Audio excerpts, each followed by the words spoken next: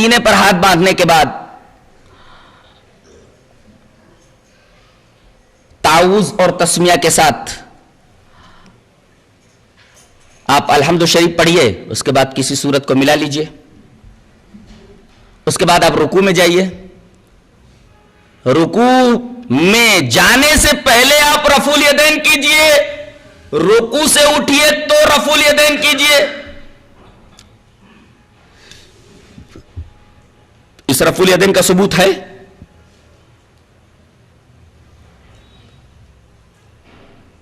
اس سلسلے میں ایک روایت نہیں، تقریباً 400 احادیث آئی ہیں. اللہ، جس میں 50 صحابہ کرام روایت کرنے والے ہیں. 50 صحابہ کرام رفع الیدین کی احادیث کو روایت کرتے ہیں. جلال الدین سیوطی رحمت اللہ علیہ نے فرمایا کہ حدیث رفع الیدین رواہ 50 صحابیا، رفع الیدین کی حدیث کو 50 صحابہ کرام نے روایت کیا ہے. اور علامہ مجد الدین فیروز آبادی مصنف قاموس، وہ اپنی کتاب سفر السعادہ کے اندر لکھتے ہیں کہ رفع الیدین کے ثبوت میں تقریباً 400 احادیث موجود ہیں. میں اس میں سے ایک روایت جو بخاری کے اندر ہے وہ میں پیش کرنا چاہتا ہوں. روایت اس طرح ہے: وان ابی قلابۃ انہ رأى مالک بن الحویرث اذا صلى کبر ورفع یدیہ واذا اراد ان یرکع رفع یدیہ واذا رفع راسہ رفع یدیہ وحدث ان رسول اللہ صلی اللہ علیہ وسلم صنع ھکذا رواہ البخاری فی کتاب الصلاۃ. حضرت امام بخاری حدیث پاک کو ایسے کتاب الصلاۃ کے اندر لائے ہیں. حضرت ابو قلابہ کہتے ہیں کہ انہوں نے مالک ابن حویرث کو دیکھا کہ مالک ابن حویرث جب نماز پڑھنا شروع کرتے، اذا صلی، جب نماز پڑھنا شروع کرتے تو تکبیر بولتے، کبر، اور تکبیر کے وقت رفع الیدین کرتے. کبر ورفع یدیہ، تکبیر تحریمہ کے وقت رفع الیدین کرتے. تو رفع الیدین کا ایک محل تو تکبیر تحریمہ کے وقت ہے. پھر وَإِذَا أَرَادَ أَن يَرْكَعَ، جب وہ رکوع کرنے کا ارادہ کرتے تو رکوع میں جانے سے پہلے رفع الیدین کرتے. وَإِذَا رَفَعَ رَأْسَهُ، اور جب رکوع سے اپنا سر اٹھاتے تو رفع یدیہ، تب رفع الیدین کرتے. یہ روایت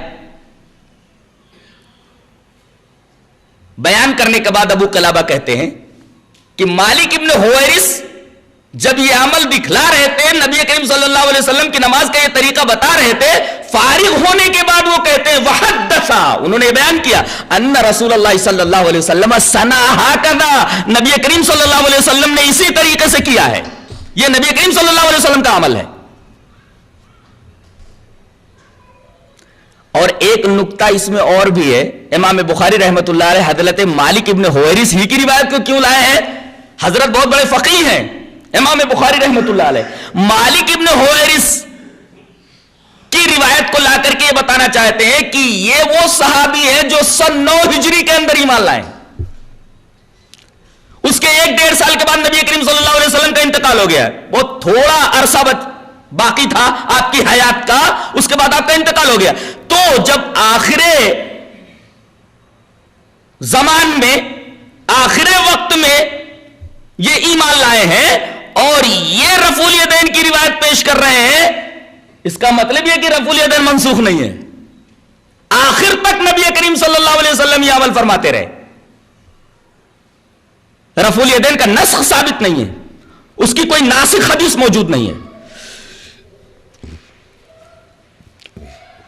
اب آپ ترمذی کی وہ حدیث لا کر کے 400 احادیث کا معارضہ کریں گے. ایک طرف 400 احادیث ہیں جو رفع الیدین کو سنت بتا رہی ہیں، اس کے مقابلے میں کون سی حدیثیں ہیں ان کا بھی ذرا جائزہ لے لیتے ہیں. ایک روایت ترمذی کی ہے اور 2-3 روایتیں ابو داؤد کی ہیں. پہلے ترمذی کی روایت پڑھتا ہوں. وان علقمۃ قال قال عبد الله بن مسعود رضی اللہ تعالی عنہما الا اصلی بکم صلاۃ رسول اللہ صلی اللہ علیہ وسلم فصلى فلم يرفع يديه الا في اول مرة رواه الترمذی فی کتاب الصلاۃ. حضرت امام ترمذی حدیث پاک کو کتاب الصلاۃ کے اندر لائیں. پہلے ترجمہ دیکھیے. حضرت علقمہ فرماتے ہیں کہ عبداللہ ابن مسعود رضی اللہ تعالی عنہ نے فرمایا کیا میں تمہیں نبی کریم صلی اللہ علیہ وسلم کی نماز پڑھ کر نہ بتا دوں کہ نبی کی نماز کیسی تھی؟ انہوں نے نماز پڑھی. فصلی فلم یرفع یدیہ الا فی اول مرۃ، تو انہوں نے رفع الیدین صرف ایک بار کیا. یہ روایت ترمذی شریف میں موجود ہے اور ترمذی نے اس حدیث کے اوپر حسن کا حکم لگایا ہے کہ یہ حدیث حسن ہے. اب اگر یہ حدیث حسن ہے تو عمل کیا جا سکتا ہے. کیا ایسا ہے کہ رفع الیدین صرف ایک بار کیا جائے؟ اس کا پہلا جواب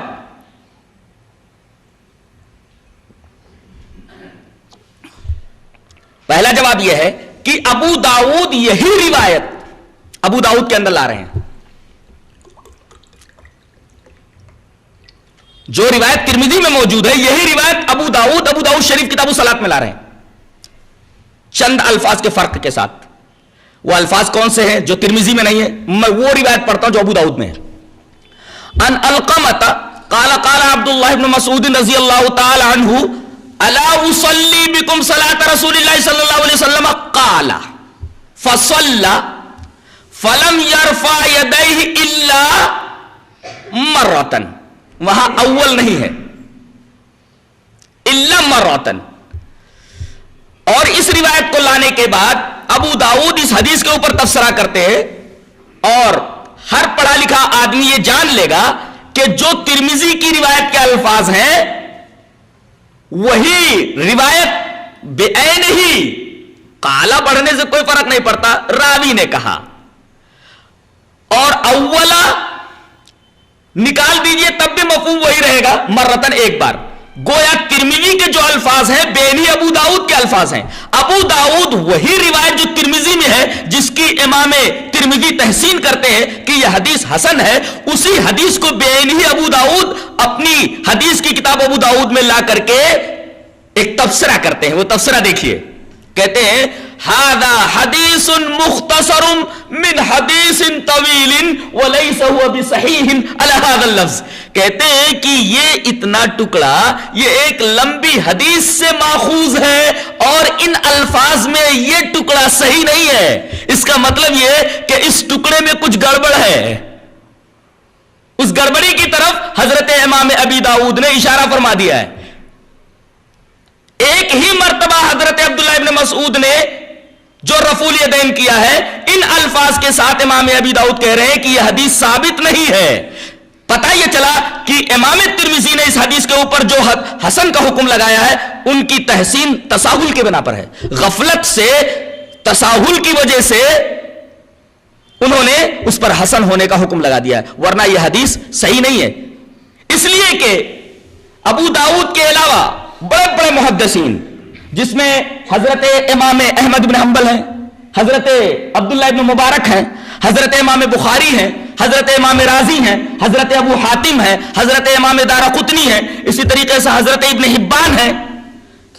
انہوں نے یہ کہا ہے کہ الا فی اول مرتن والی جو روایت ہے کہ حضرت عبداللہ ابن مسعود نے صرف ایک ہی بار ہاتھ اٹھایا ہے، ایک ہی بار رفع الیدین کیا ہے، ایک ہی بار، یہ حدیث ضعیف ہے. اتنے بڑے بڑے محدثین جن کا نام ابھی میں نے لیا یہ سب اس حدیث کو ضعیف کہہ رہے ہیں. ثابت یہ ہوا کہ یہ حدیث ضعیف ہے. اور یوں بھی اگر آپ اس حدیث کے اوپر عمل کرنا چاہیں تو اس حدیث کا ایک اور جواب ہے. میں سمجھتا ہوں کہ سب سے اچھا جواب اس حدیث کا وہی ہے. کیا؟ حضرت عبداللہ ابن مسعود رضی اللہ تعالیٰ عنہ نے صرف تکبیر تحریمہ کے وقت ہاتھ اٹھایا ایک بار. حدیث کا حقیقی مطلب یہ ہے کہ تکبیر عند الافتتاح، نماز شروع کرتے وقت جو تکبیر کہی جاتی ہے، اس تکبیر کہنے کے وقت میں ایک ہی مرتبہ ہاتھ کو اٹھایا جائے، 2 بار یا 3 بار یا 4 بار مت اٹھایا جائے. تکبیر عند الافتتاح ایک ہی بار ہے. تو کون اس کا قائل نہیں ہے؟ کون کہتا ہے کہ ایک بار تکبیر تحریمہ کرو، پھر دوسری مرتبہ تکبیر تحریمہ بولو، پھر تیسری مرتبہ تکبیر تحریمہ کے لیے ہاتھ اٹھاؤ؟ ایک ہی مرتبہ تکبیر تحریمہ کے لیے ہاتھ اٹھانا ہے بس، 2 مرتبہ نہیں، 3 مرتبہ نہیں، 4 مرتبہ نہیں. اگر یہ مفہوم اس حدیث کا لے لیا جائے تو پھر کوئی تعارض اور کوئی معارضہ دیگر صحیح احادیث سے صحیحہ سے نہیں رہتا.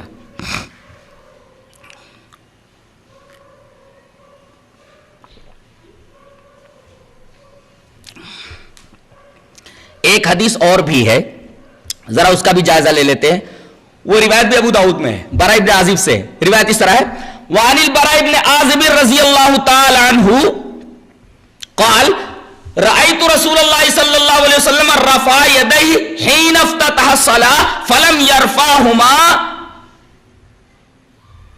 إلا في أول مرة. حضرت براء ابن عازب فرماتے ہیں، ابو داؤد کی یہ روایت جو کتاب الصلاح کے اندر ہے، حضرت براء ابن عازب یہ فرماتے ہیں کہ میں نے رسول اللہ صلی اللہ علیہ وسلم کو دیکھا کہ آپ نے جب نماز کا افتتاح کیا، آپ نے جب نماز شروع کی تو آپ نے دونوں ہاتھوں کو ایک ہی بار اٹھایا. براء ابن عازب کی اس حدیث کے اندر ایک خرابی ہے اور یہ مخالف کا مستدل نہیں بن سکتی. کیوں؟ اس لیے کہ محمد ابن ابی لیلہ اس سند کے اندر ہے، اور محمد ابن ابی لیلہ کے تعلق سے کلام یہ ہے کہ یہ ضعیف ہیں. اب سند میں محمد ابن ابی لیلہ کے آنے کی وجہ سے یہ روایت ضعیف ہو گئی ہے، لہذا یہ روایت بھی قابل قبول نہیں ہے. اور براء ابن عازب ہی کی ایک روایت ابو داؤد میں اور بھی ہے، ثم لا یعود کا لفظ ہے، یا ثم لم یعودہ. ایک بار آپ نے تکبیر تحریمہ کے وقت ہاتھ اٹھایا، رفع الیدین کیا، اس کے بعد آپ نے رفع الیدین نہیں کیا. ثم لم یعودہ کا لفظ کہتے ہیں کہ مدرج ہے، یہ الفاظ بعد میں داخل کر دیے گئے حدیث کے اندر. حدیث حقیقی جو ہے اس کے الفاظ نہیں ہے، یہ بعد میں مدرج ہے، مدرج میں داخل کر دیے گئے ہیں، یعنی نبی کے الفاظ نہیں ہے یہ، اور نبی کا یہ طریقہ نہیں ہے.